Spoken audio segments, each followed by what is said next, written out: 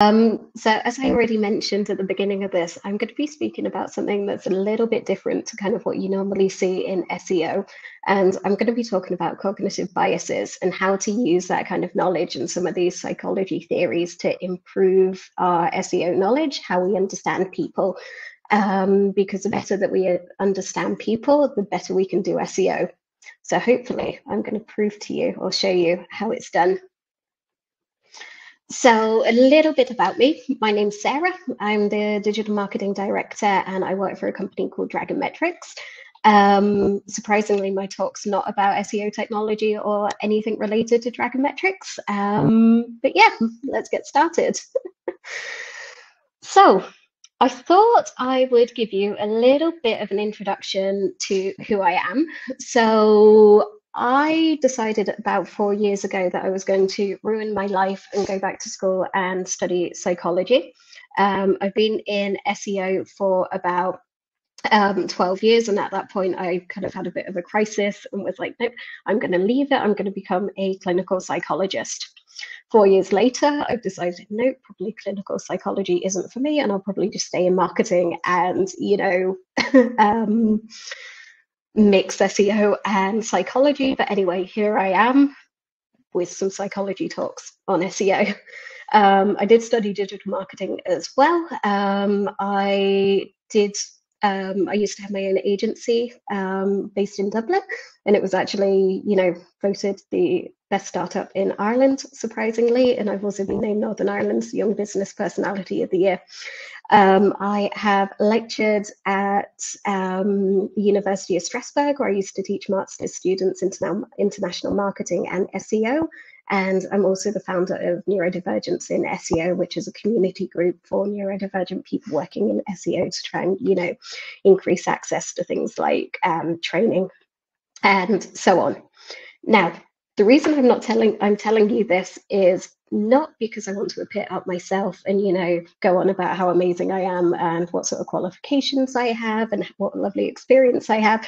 It's because there's a thing in psychology called authority bias, and it's where people kind of basically they give more weight to people's opinions or facts if they think that the person speaking is an authority figure. So I'm hoping that by showing you that I have a tiny bit of authority when it comes to SEO, that you'll listen to me and be nice to me while I'm doing this talk.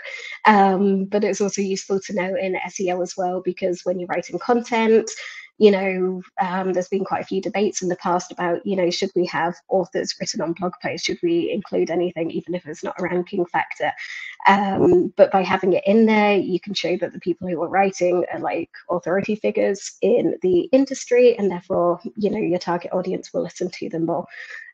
So there is a little bit of method behind, adding authors to content that you're writing and stuff like that. But anyway, before I go into cognitive biases too much, I thought I'd probably better explain what they are. So cognitive biases are errors in thinking, which we're often unaware of, which impact our ability to make judgments. So everybody has cognitive biases. People are not really aware of them. We don't like to admit that we have them, but we do. And they impact how we make decisions. Why do biases happen? Well, as people, we're not very good at making quick, rational decisions. We think that we are, but we're not. And in order to help us, we use something called heuristics to help us out. And so rational thinking is often kind of very slow, it's conscious, it's diligent, it's, reliable. We use rational thinking to make difficult decisions, and we often, go over things an awful lot before we come to the right conclusion. However, in everyday life, we don't have time to, think about everything. We don't have time to, debate with ourselves if we're going to cross the road, or if we're going to buy something in the shop, or if you're going to send that email to somebody or write that piece of content on social media really quickly. So we need help in order to, get things done. And that's where heuristics come in. So basically, heuristics are kind of like mental shortcuts, and they allow us to make fast decisions. They're often unconscious, I'm not making conscious decisions. I'm sat here, you know, moving my arms, even though you can't see it during the conference. They're often automatic. So, you know, these are the decisions that we make every day. But the problem is that they're often prone to mistakes because they happen so fast. And, you know, this is where biases come in.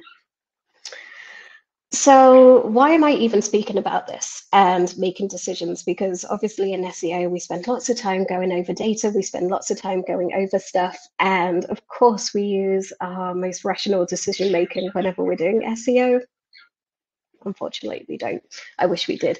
But by kind of understanding how people think, we can better tailor our content and SEO strategies to what people want, and we can understand what people are trying to do on our websites, and we can understand, you know, what makes people tick, and you know, what they're looking to get out of things.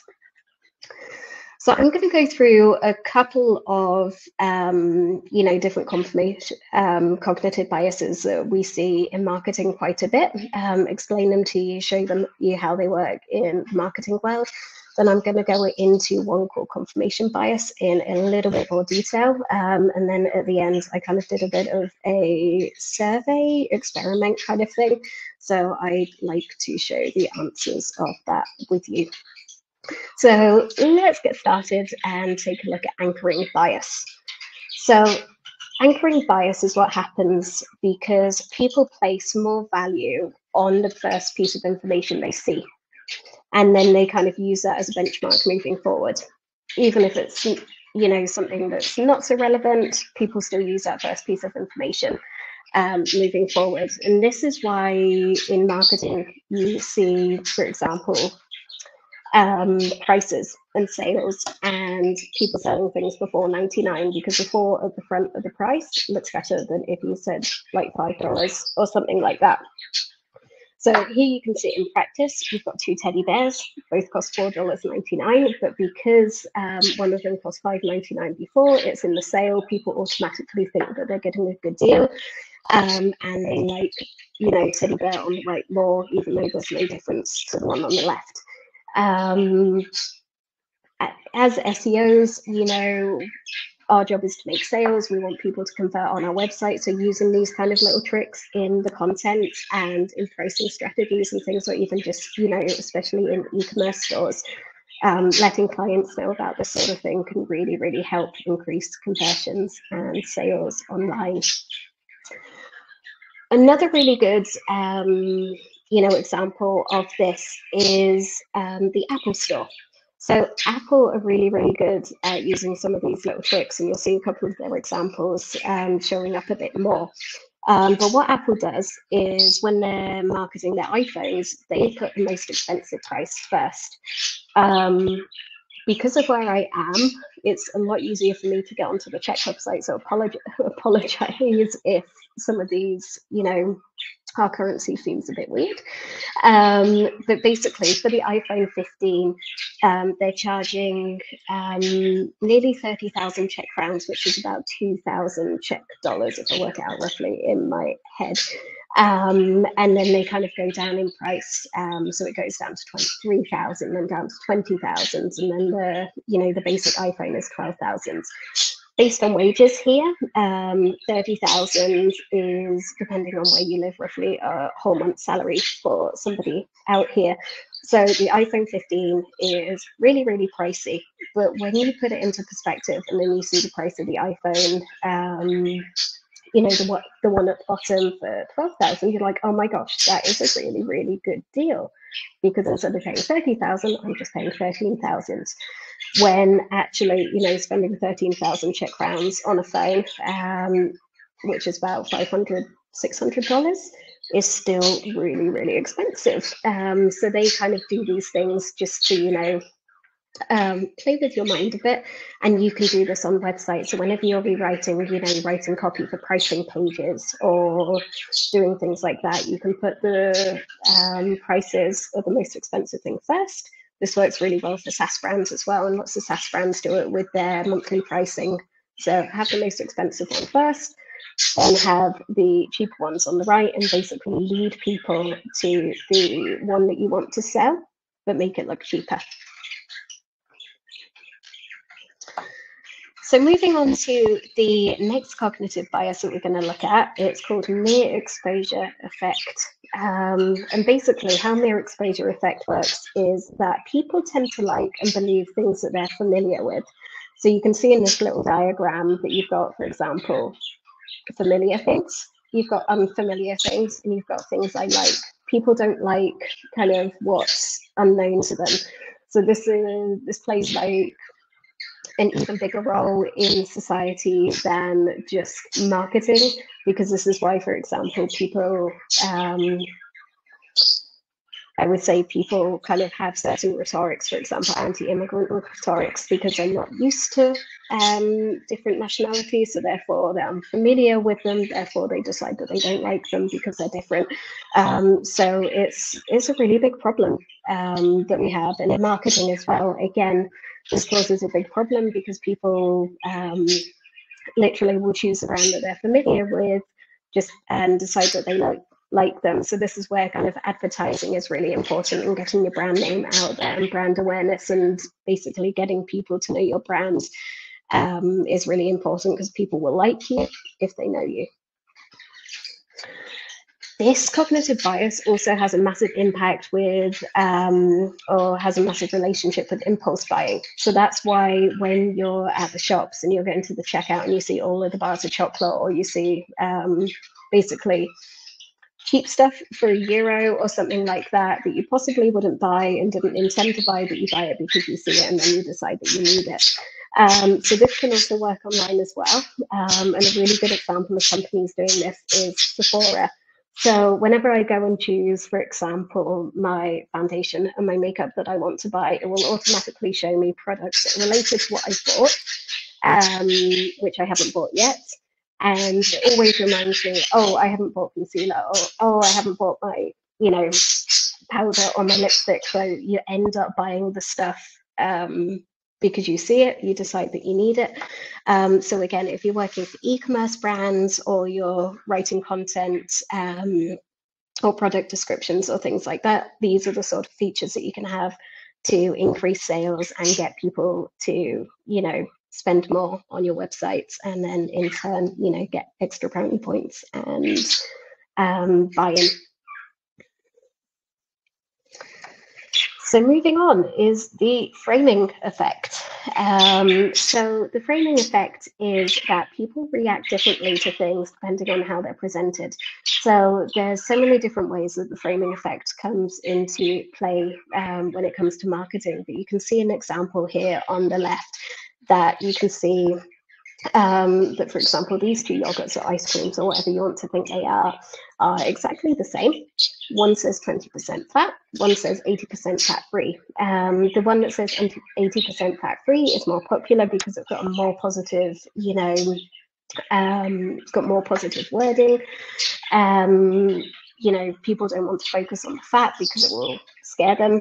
People want to focus on the health benefits and everything. So if you have a choice of kind of being more technical with your wording, or find a creative way to do it, you can also put in there that it's 80% fat free.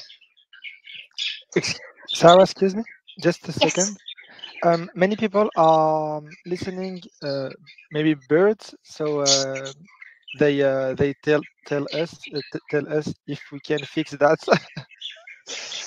I don't really know what to do. I have the yeah, I'm sorry.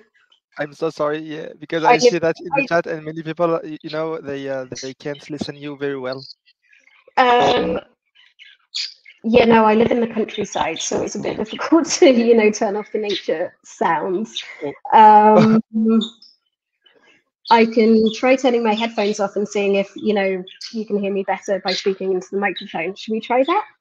Yeah, we tell you that. Brilliant. Thank you. Hey, can people hear me more? Yeah? Okay, perfect. Better than with birds? Okay, I can see lots of thumbs up. Does anybody want me to repeat anything that I said so that you can hear it properly?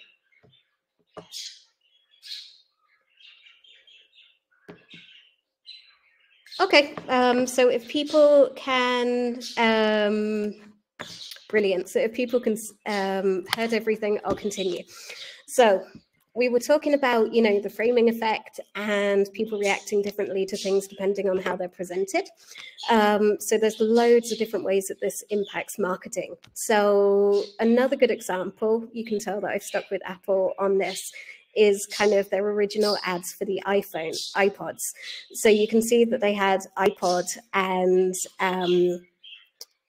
instead of kind of putting like 2 gig memory in your pocket or something like that, focusing on the actual product and what it has, they were really creative and put in there, 1,000 songs in your pocket. So it kind of allowed people to imagine what they were getting, rather than being like, oh, I don't really know what 2 gig is and what this is going to mean for me.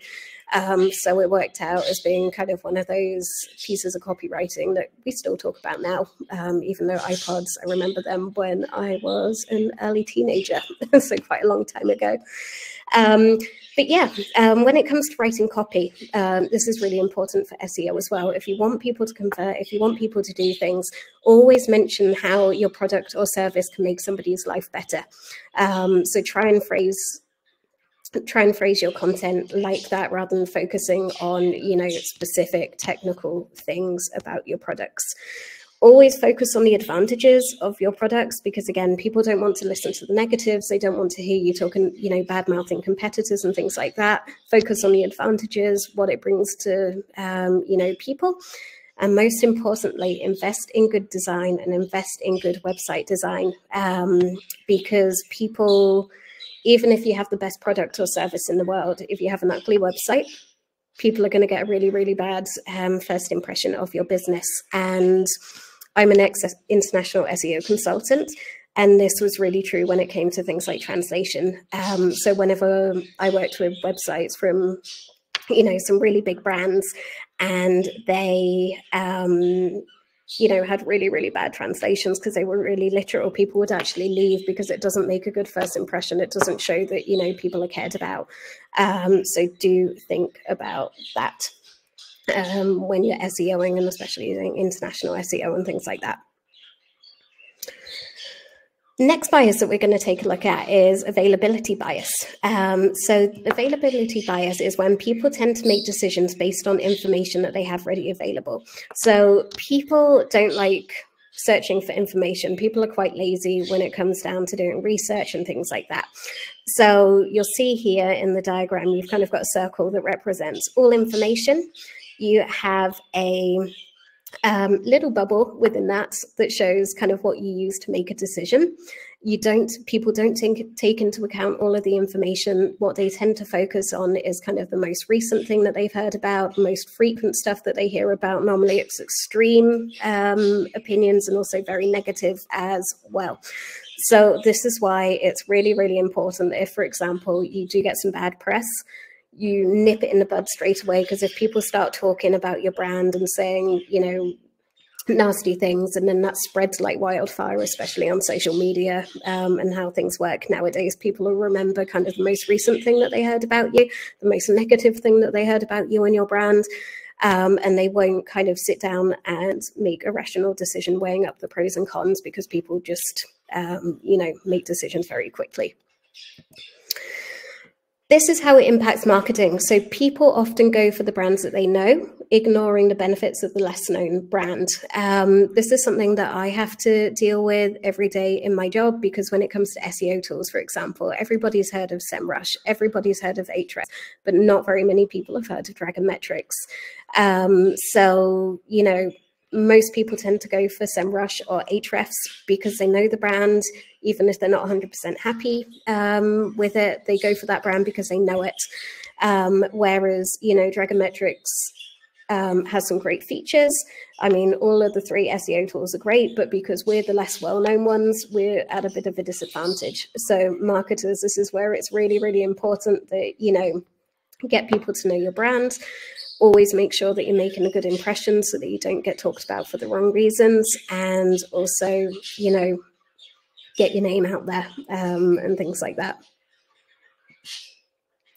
And finally, the kind of most important, you know, cognitive bias that I want to take a look at is confirmation bias, because it's quite scary how it actually impacts kind of the world of search and how people make decisions. So before I get further into it, confirmation bias is the human tendency to search for, interpret, and remember information which confirms our existing beliefs. So we can see again in the diagram on the side that you've got our beliefs, you've got facts and evidence, and the evidence that we believe basically has to overlap with our beliefs. Even if our beliefs are wrong, even if the evidence proves otherwise, we as humans are prone to ignore that, and we just go for kind of what we believe. So I've seen loads of posts recently about, you know, the truth behind search intent, but I have a bit of a bombshell to drop. The real truth about search intent is that people are searching for information that confirms their own biases. People do not want to change their minds. People don't care about it. People are basically suffer from confirmation bias. There's nothing that we can do about it. And people are looking to get information which confirms their stance. And this impacts kind of how people search, especially on websites. There's been loads of different studies done into this, and all of them come out and say, you know, online searches are prone to confirmation bias. So how people search, people start off with a search engine. They decide what they want to search for. Then when they make the search, they have to go and select the information that they want to look at. So they go through the SERPs, they take a look at the titles, they take a look at the meta descriptions, decide which one kind of suits it, you know, interests them. Then they go and explore the websites. Then they will kind of evaluate the information that they're looking at, and then they'll make a decision. Do they buy your product, or do they share it, you know, on social media or whatever they want to do with it? So how content is distributed kind of comes into this a little bit. So I thought I'd touch on it just to make everything make a little bit more sense. So when it comes to content distribution, we need to think about not just SEO, because it's part of the bigger picture. So for example, you have your owned media, which is kind of like your website, which we're SEOing, the blog, which we're SEOing, online content, which we hopefully SEO, and then social media. You have your paid media, and again, PPC links into SEO. You guys are all professionals. I don't need to kind of explain that in more detail. You've got your, you know, different types of ads. You've got paid content promotion, which maybe you're promoting your SEO content. You've got social ads and stuff like that. These are all stuff that kind of you influence. You've got earned media, which are things like mentions, shares, reposts, reviews. And you can see that SEO kind of sits in between the earned media, and also paid media as well. And then, for example, you get more exposure for SEO and paid content, for example, from going through all of this. But why does it matter? Because again, as I mentioned, the truth about search intent. So when people choose a search engine and decide what keywords they're going to search for, this is where it's study time. So you can see that the information selection relates to personal values and personal goals. So this is where confirmation bias is kicking in. Once they put in their search terms, they will go and explore the website, see which ones they want to look at. But searchers explore irrelevant sites, and they actually look for information that confirms their belief. They don't look for the one that's kind of most topical on the topic. They don't look for the one that, you know, has the best title, has the best meta description. They basically want information to confirm, you know, what they're doing. Then when it comes to evaluating the information and deciding to share it, they're not really, you know, motivated to critically verify online to make sure any of the information is correct. They rely on subjective characteristics, and basically if it confirms their existing beliefs, and if it makes them feel good, and if it makes them feel like, oh yeah, I know what I'm doing, and my thoughts are right. So when it comes to search intent, there really isn't any apart from people looking to confirm what they want to do. And you can see this in the SERPs because, again, there's been lots of studies done on online searches and confirmation bias. And when I was writing this talk, I thought it would be interesting to, redo some of these, experiments and see if there's any difference. So based on a study that I read, what I did was I took 2 keywords and phrase them slightly differently. So the first one you can see is a link between coffee and hypertension. And you can see that, for example, the featured snippet here has given us the information that caffeine may cause a short but dramatic increase in your blood pressure, even if you don't have high blood pressure. It's unclear what causes a spike in blood pressure. So it kind of confirms what you're saying. It confirms that, it doesn't specifically say there's a link between coffee and hypertension, but by reading it, you kind of get the feeling that there is a link between coffee and hypertension. So again, Google is answering your search intent by giving you the information that you want. So I did another search and put in no link between coffee and hypertension. So here you have a different featured snippet and it says, as a result, caffeine doesn't have long-term effect on your blood pressure. So it shows that there's no link between coffee and hypertension. But if you've been looking at this carefully, you'll notice, can you see? These are exactly the same article, exactly the same, piece of information, but Google has switched up the featured snippet because of giving you, meeting the user's intent or something. So it seems quite innocent. It seems quite, okay, that's fine, whatever, they're answering the query. But this is where things can get dangerous, because this is where things like misinformation and everything can start. So I did another one and I started, looking for slightly more serious things.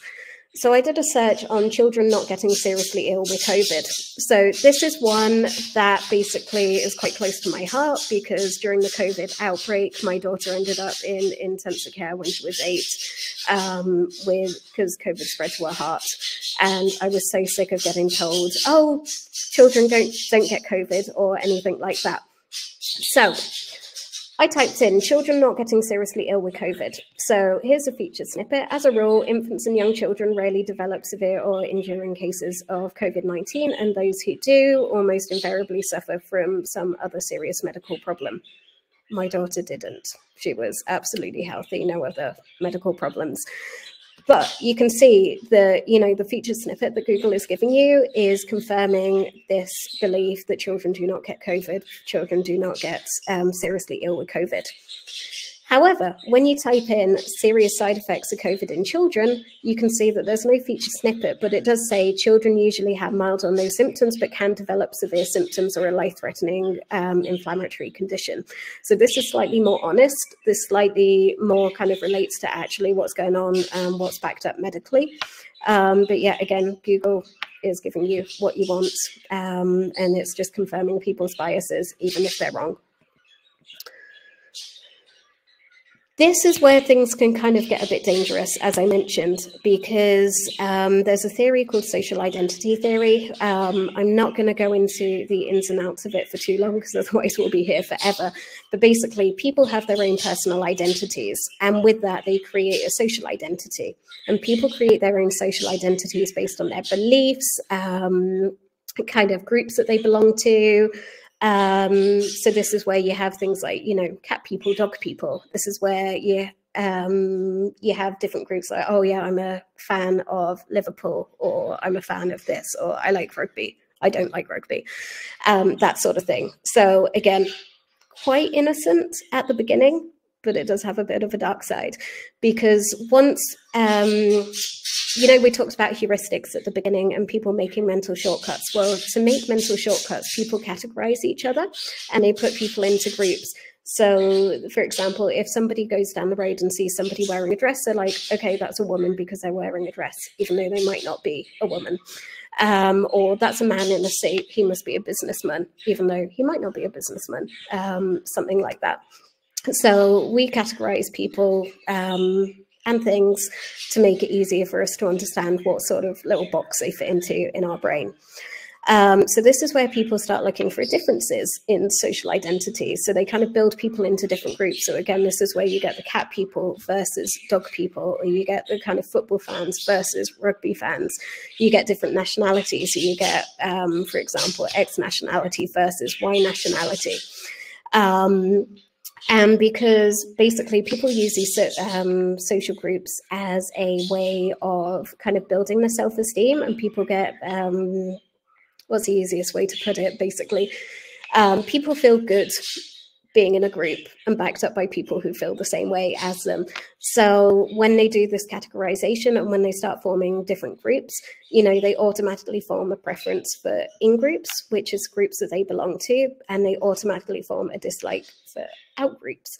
So you can see that, you know, to make themselves feel better, they start comparing themselves to other people, finding themselves that they're much better. So, oh, I'm a cat person, so I'm much better than a dog person because you're the out group.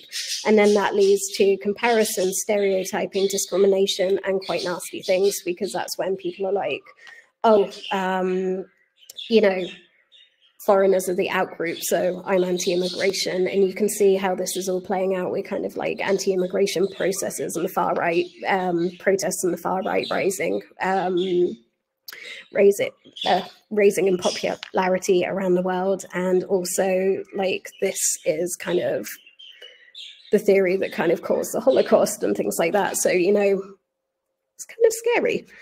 And you can see here the behavioral consequences of this is that you begin to start thinking, so you start stereotyping people into groups, and there's the effect. So basically the in-group favoritism leads to prejudice, prejudiced views against people, and then that leads to behavior and discrimination. So this us versus them spreads like wildfire online. And this is an example from in the Czech Republic, where 2 years ago, basically we had vaxxers, anti-vaxxers, which caused lots of tensions in the Czech Republic. And you had some, you know, radical anti-vaxxers going around with a Star of David, which had written in it kind of not vaccinated in the middle. And this is why you have to be really, really careful of the kind of content that you're writing online, and that you're being honest, and that, you know, Google should be doing a little bit more, if I'm being completely honest, to kind of fighting against confirmation bias online, because by feeding people the search intent that they want, even if it's wrong, we have issues. And as I mentioned, this is kind of where misinformation and things happen, because, you know, misinformation is where people spread kind of false information regardless of the intent. This is when information online can be wrong. Disinformation, again, people will share it. Some people deliberately create content online to cause harm, manipulate and mislead. And you've got malinformation, which again is based on fact, but taken out of context to mislead, harm or manipulate people. So as SEOs, we kind of we have a little bit of a responsibility to kind of look after the internet. So yeah, definitely be very careful with that. And, you know, when you're writing content, remember that everybody can become a writer, even if you're not qualified. Make sure that you are writing good quality content. Make sure that you are qualified. Make sure that you're aware of the consequences if you are creating content for the sake of it without actually thinking of the consequences, because you could be innocently writing a blog post about COVID thinking, you know, this is what my client wants, this is great, but actually, you know, it adds a lot of fuel to the fire. People share it, you know, and then you have issues like this happening. So the final bit of my presentation, I kind of left that on a bit of a downer.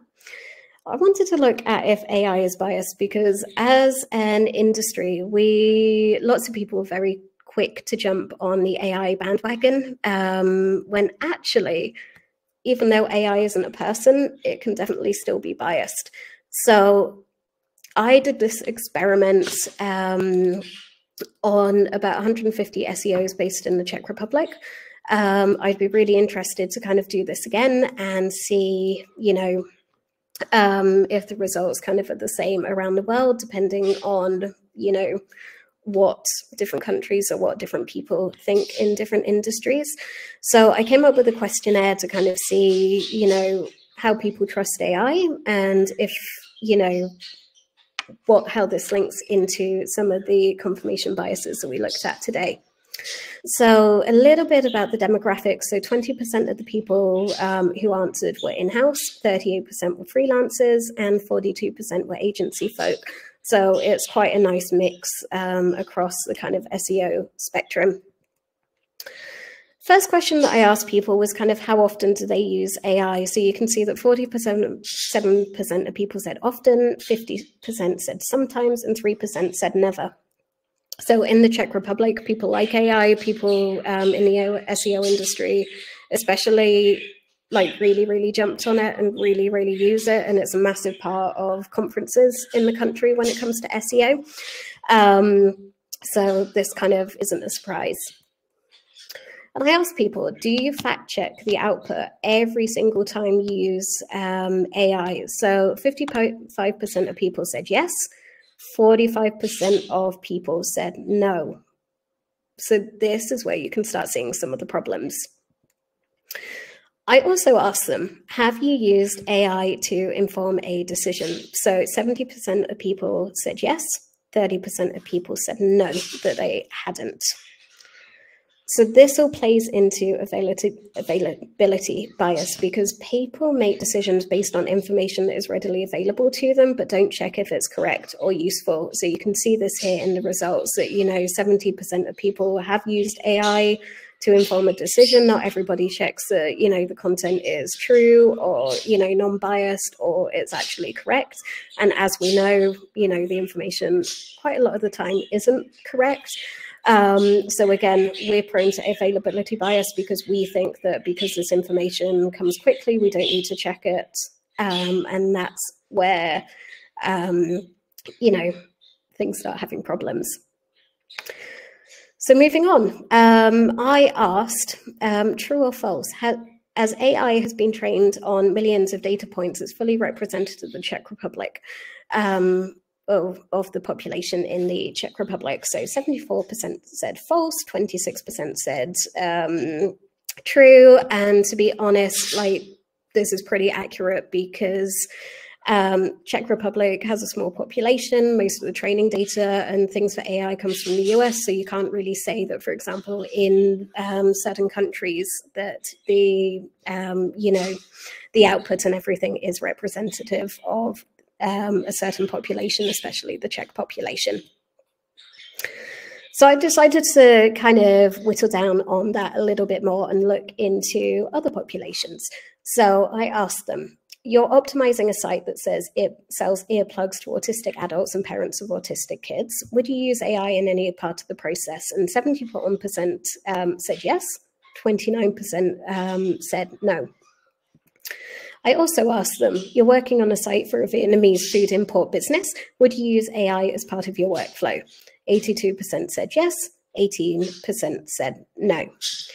And this is where things were kind of a bit surprising, because people said that, they understood that, AI isn't representative of the Czech population.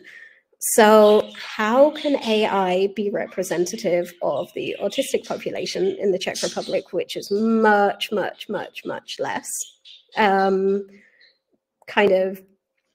I don't have any details on kind of actual stats as to how many autistic people there are in the Czech Republic, but you can imagine not very many. And also, if it's not representative of the Czech population as a whole, how is it going to be representative of the Vietnamese community in the Czech Republic? It's not. So this is selection bias. So this is what happens when training data isn't representative of a population as a whole. And when you start using kind of AI in kind of some of your content writing processes or SEO processes without checking it, it could come up with wrong information, or it could come out with content that's quite offensive to these groups because it's not been trained on it and it's not used to kind of the ins and outs of particular groups. So kind of sticking on the similar topic, I asked, imagine you're writing some content for a kosher restaurant and you want it to resonate with your Jewish customers. Where would you look for information about the Jewish community? 29% said Google, 3% said ChatGPT, and 68% said both places. I also asked them, you work for an international company and you have to create a press release for Prague Pride. You decide to use AI. What do you do once you've finished? 6% would just submit it as is, 36% would correct it themselves, and 58% would get a member of the LGBT community to proofread it for them. So this is called group attribution bias. So this is what happens when decisions about particular groups are made based on a very small sample size, because a number of training articles are dedicated to the Jewish community, kosher restaurants, Prague Pride, LGBT community in the Czech Republic is very, very, very, very small. So the AI is making decisions about these groups without actually researching it enough. I tried to add into ChatGPT, kind of asked them to write me some text in Czech for these particular communities, and it was all done based on stereotypes rather than the actual kind of wants and needs of these groups. So again, just be careful if you use AI to write about marginalized communities or smaller communities, things like that, because group attribution bias comes into play. Next thing I asked them was that you have to do keyword research for a new client based in Ireland and you decide to use AI to do it. How do you go about it? Do you use British or American English? It doesn't really matter. Use British English because that's the official variant that is used in Ireland, or do you give up on AI and ask a person? So 22% said, use British or American English, 34% said use British English, and but 44% said give up on AI and ask a person. I also asked them as well, you need to translate some keywords into Hungarian, but you don't speak the language. What do you do? 10% would use Google Translate, 45% would use DeepL, and 45% would use a professional translator. So again, this is another area where LLMs are a bit biased because they're trained on, for example, US English. They don't do well with other languages or dialects. So like Hungarian is not a very common language that, LLMs are trained in. So therefore, the results that you get for languages like Hungarian and so on aren't going to be as good as they would be for, say, like German or French. Some of the more, I don't like saying more popular languages, but more common languages that you get. And also when it comes to things like dialect, AI is not versed. It can't deal with Irish English. It can't deal with South African English. It can't deal with, the differences between Australian and New Zealand English, for example. So keep that in mind if you're ever using AI keyword research to work on different languages and stuff like that. So yeah, I'm coming to the end of the presentation and I can see that we've got lots of questions, so that's all good. So basically, next time you're writing content, check the SERPs or even, next time you're writing content or checking the SERPs or even just using AI, please, please, please keep these biases in mind, because as SEOs, we're responsible for writing lots of content on the internet. We need to make sure that, we are doing a good job and not ruining the internet and not, contributing to that or fake news or anything. So yeah, thank you very much. I'm going to answer the questions now, but if you have any questions, do feel free to connect with me on LinkedIn afterwards. I do have Twitter, but I never use it, so LinkedIn's the best, or you've got my email address down here. So let's open the questions and take a look. So let me go through so I can see. Sorry, bear with me 1 second. I'm going to go through these on kind of popularity base.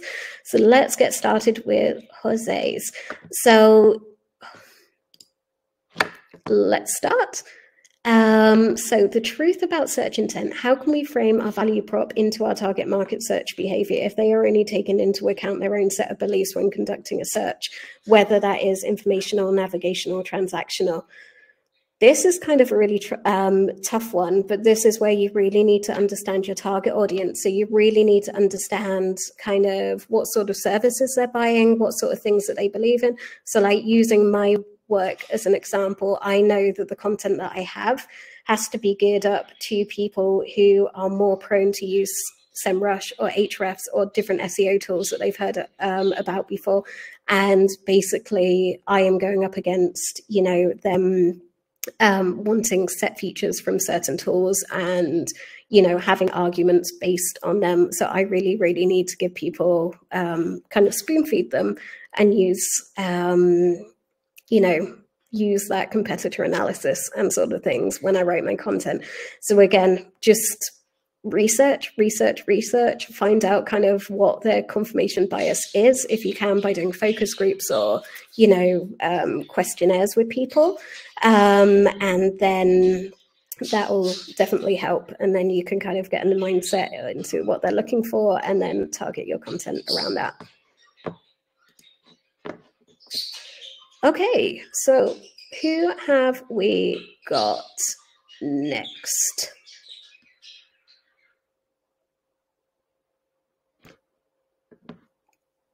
Okay, so Nayeli, so you asked, how do I best tackle cognitive bias when creating content within the B2B tech space? When it comes to B2B tech, I think there are definitely certain things that you can use when it comes to cognitive biases. You can use, for example, the pricing strategies. When you're writing content, you can definitely talk about things like the advantages, you know, making a positive opinion. This is where, again, you need to make sure that, for example, your website is up to date, that it's giving a positive first impression and all those kind of things. So again, do your research. As I'm also in the B2B tech space, something that helped me a lot was going through and looking at other kind of, maybe looking outside the SEO industry, but looking at different kind of some of the big brands and how they position themselves and what sort of things that they do. Because if you take a look at companies like Apple, they employ kind of psychologists to come up with all of these different content, and you can see it, you know, in their strategies and in their content that they're writing. So hopefully that helped. Let's take a look at what's next. Okay, Wendy. So do you think the bias in the SERP based on search inquiry you are seeing is because of Google's increased focus on shopping? I wouldn't really say so, because all of the informational content that I'm looking at, which is kind of all of the main confirmation bias, is mainly kind of, how can I phrase this? Basically, most of the bad things that happen from confirmation bias normally happen when people are looking for information and educating themselves on certain things. I'm going to be, you know, talking about this in more detail in my talk in Brighton SEO in 2 weeks. So if you connect with me, I'll share my slides afterwards and it will give you more insight into that. So I wouldn't blame it on Google's increased focus on shopping. I would just say that this is going to come across as a bit mean, but I do genuinely think that Google needs to, you know, start doing more to tackle confirmation bias in people's SERPs, and instead of, you know, giving people what they want to see, actually trying to make a positive impact by, you know, educating people. And there's been different ways that people have been doing this in different countries. So for example, you know, when it comes to news online and people writing online news articles, news publisher in Norway actually tried to tackle confirmation bias by making people do a little test before they actually were allowed to comment on the article to make sure that they understood it, they read it fully, and they weren't taking things out of context just to confirm their beliefs. And also there's other things, for example, like improving media literacy and nudging techniques as well. So nudging people towards the answer that's kind of more truthful. So yeah, wouldn't really worry too much about the shopping, more of the actual kind of SERP issues that we talked about. Hey, yeah, maybe we do have the time for one last question, Sarah, if you want to answer one last question. Otherwise, I will intro the next one. Yeah, let's go for it. So I can see, Kurt, you had a question. So do you think the following framing is okay? Mentioning possible negative effects that can happen if you don't buy A, B, or C, including somehow fear, therefore offering a solution. Like, you can scare people into buying things. I mean, that's, a proven psychological way of doing things. I would just say don't do it, because there's a bit of a mean move. You want people to buy because they feel happy and they want to have happy associations with your brand. Because if they have good positive feelings, people are going to come back. So instead of making people scared and fear pushing them into buying, definitely use some of the more possible framing effects and stuff like that. Wow. I don't know what the audience think about it, but I think that was an amazing session. It's not like something that we're used to, psychology and SEO. Yes, it's really impressive. So thanks, Sarah. Thanks a lot. Thank you so much. And as I said, feel free to connect with me. And if you have any questions, you can message me and I'll be happy to help.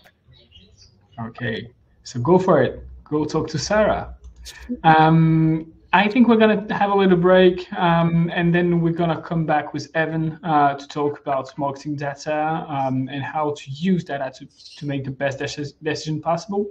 So guys, go grab a lunch, go grab a coffee, do whatever you want or you need, and see you in an hour.